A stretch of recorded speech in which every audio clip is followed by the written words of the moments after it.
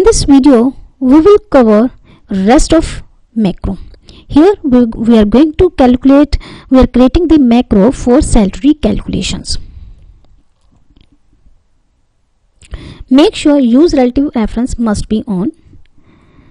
Now put the cursor on the salary slip cell, that is a C3, then press F2. The cell point typing cursor will come to this editing part, and now type the name. This is the salary slip of Albert. The basic salary, let us suppose 10,000. Now record macro, click on record macro. Here I am going to record the calculations. Now my macro name is salary, shortcut is Ctrl S. I can press the Ctrl S to run this macro. Here the calculation is equal to basic salary into 40%, that can I write 0.40, that is a 4,000. This HR and DA, these are the benefits given to the employee based upon your basic salary. This HR and DA, that is all decided by the government.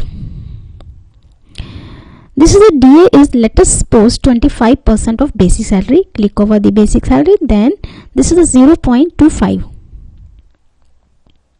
Net salary is basic salary plus HRA, that is a E5 plus E6. This is the net salary. Now stop recording.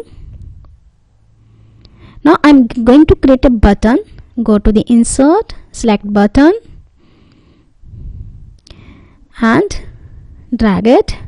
It is giving the cell reference which is wrong. When I click over OK, it will give some error message. Just delete this cell reference which is in the macro name, then OK. Now select this button 7, change the this title or face of the button, salary calculations. Click over here, right click, it's not highlighting, again it's not, right click over here, this is assign macro. I'm going to assign salary, then OK. Now see, put the cursor on the F14, press F2, typing cursor will activate, type Harry, and basic salary is, let us suppose 8,000. Press salary calculations, it will calculate the salary. Now I am going to press salary heading, go to the press F2, type the name of the person, that is a name Neha, salary is, let us suppose 6,500 basic salary, and click on salary calculation, this one. Now save this file. For this, go to the save as, and here in the save as type I have to choose macro enabled workbook, otherwise it will not save the macros.